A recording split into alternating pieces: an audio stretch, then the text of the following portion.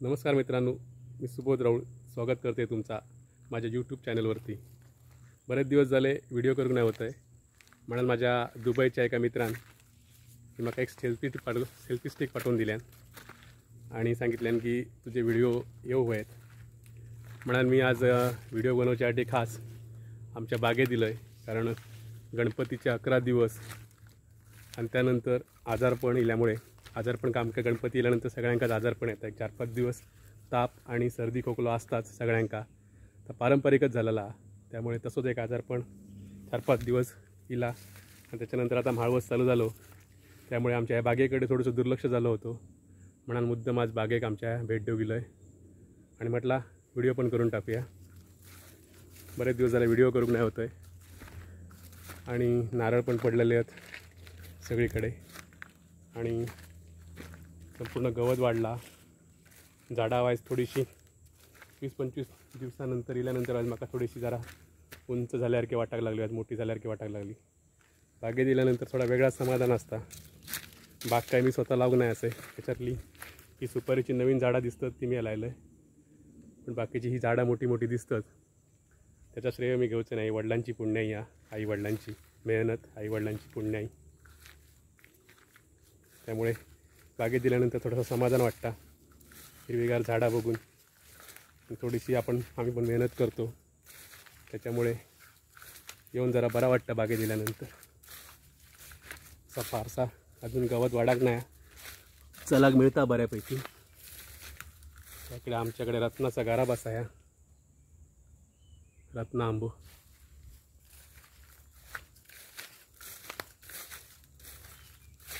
बरेच दिवस नारळ पडल्यामुळे बागेत डुकरांनी पण येऊन नारळ खाल्ल्यानी आहेत। बागेतले डुकरांनी हैदोस घातल्यानी आज जवळजवळ नारळ सगळे सोलून टाकल्यानी, नारळ खाल्ल्यानी। दाखवते मी तुमका थोड्या वेळात कसे नारळ खाल्ल्यानी ते। हे बघा, हे डुकरांनी इथं नारळ सोलून टाकल्यानी आहेत। हे बघा, डुकरांनी नारळ सोडल्यानी आणि ही डुकरांची त्यासाठी कशी मोड दिसता। मोड, सौदा, वाटो, शिकार, पारद हे शब्द सध्या दुर्मिळ होत चाललेत। कारण सध्या सरकारान किंवा वन खात्यान शिकार पारदीवरती मोठ्या प्रमाणात बंदी आणल्यामुळे किंवा बऱ्याच ठिकाणी आता धरपकड झाल्यामुळे शिकार हे गोष्टी होत नाही। पूर्वी गणपती झालो की भाता पिकली की हमखास रानटी जनावरा भातशेतीचं वगैरे नुकसान करायची। मग पूर्वीच्या काळात ज्याच्या भातशेतीचं नुकसान व्हायचा तो जाऊन गावात जे पारद करणारे शिकारी करणारे वगैरे होते त्यांना सांगायचो की बाबा आमच्या भातशेतीचं नुकसान केलेलं असा आणि अमक्या अमक्या ठिकाणी त्या डुकराची किंवा त्या जनावरांची आमका मोड लागली। मोड लागली म्हणजे त्या बाजून ती डुकरा किंवा रानटी जनावरं गेली आहेत, त्याका मोड म्हणतात। मग सगळे जमायचे सगळेजण आणि रान काढायचे, पारद धरायचे आणि सावज म्हणतो आपण, त्याका सवाज म्हणतात। तर शोधायचे, मारायचे, त्याची वेगळीच गोष्ट।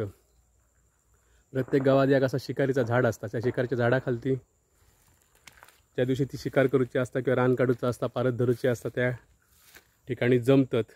ज्यांच्याकडे बंदुके वगैरे होते ते बंदुके घेऊन आणि कुत्रे घेऊन किंवा एक 40-50 माणसा घेऊन एकत्र जमायचे।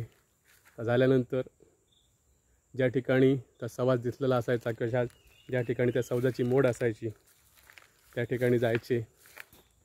सर्वात प्रथम झाडाखालती जमान ठरवला जायचा की कशा पद्धतीत शिकार करायची किंवा पारद धरायची। मग पहिलं काय करायचे, 4 बंदूककारी त्या रानाच्या 4 ठिकाणात बसायचे, त्याका हॉळ म्हणतात, हॉळ। त्या हॉळवरती ते 4 बंदूककारी जाऊन बसत प्रत्येकजण आपापले कुत्रे वगैरे घेऊन येत. बाकीची जी रवलेली माणसं होती त्यांनी त्या रानाच्या जंगलाच्या एका बाजून आतमध्ये घुसायचा आणि घुसताना मोठ्यानं आवाज करायचो. मोठ्यानं आवाज करीत आतमध्ये घुसायचं.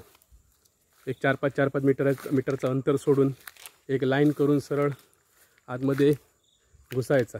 आतमध्ये घुसल्यानंतर मोठ्यानं आवाज करायचो आणि तर सावज खाई ज्या ठिकाणी असतात त्या सावजाक तिकडनं उठवायचा, जेणेकरून त्या सावज ते 4 कोपऱ्यात ज्या ठिकाणी त्या सावजाक उतराची नेहमीची जागा असता त्या कुठच्या नाही कुठच्या कोपऱ्यात त्या सावज उठान बाहेर पडान जाव व्हाया. एकदा त्या बाहेर पडान गेला की तिकडे त्याची बाहेर शिकार व्हायची. ह्या आतमध्ये करीत असताना मोठ्यानं ते ओरडत सगळेजण जंगलात आतमध्ये घुसायचे. त्यांच्याबरोबर त्यांचे कुत्रे पण असायचे. कुत्र्यांका माहिती असायचं ही शिकार कशा पद्धतीत करायची. कुत्रे शिकवल्याप्रमाणे आतमध्ये जंगलात घुसायचे. एकदा कुत्रे आतमध्ये जंगलात घुसले की सावजाची सुटका नाही. सावज दिसला की कुत्रे जोरात मोठ्यान भुंकायचे. त्याका भोक म्हणतात, भोक. कुत्र्यानं भोक घातली रे घातली की इकडे रानकाडी सावध व्हायचे आणि बघायचे तर सावज कुठच्या दिशेने जातात. त्या पुढे गेला तर फुली रे असं म्हणायचे, मागे गेला तर मंगेरी असे म्हणायचे. मग 4 ठिकाणी ज्या ठिकाणी ते होळार बसलेले लोक असायचे ते सावध व्हायचे. त्यांना कळायचं की आतमधून जर सावज हा ती शिकार हा ती खायच्या दिशेने येतात ती. अशा प्रकारे सावज एकदा बाहेर पडा निला की बाहेर त्या होळार बसलेले त्या सावज बरोबर टिपायचे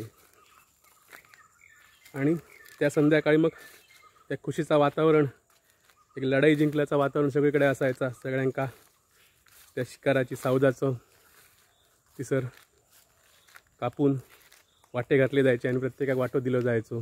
जे गावातले कोण मेन मानकरी वगैरे होते त्यांना मात्र एक गोष्टी म्हणून दिली जायची. अशा प्रकारे ते शिकार केली जायची.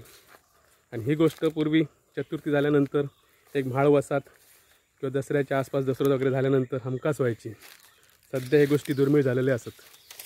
आपणा काय ते ऐका को मिळत नाही, बघू को मिळत नाही.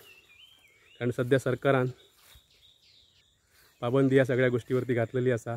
प्रतिबंध घातलेला, मोठ्या प्रमाणात धरपकड झालेली आहे. त्यामुळे प्रत्येकानं आपले ते बंदुके वगैरे जे काय होते, चोरीअंडे होते किंवा लायसनचे होते काय असते ते जमा केलेले असत.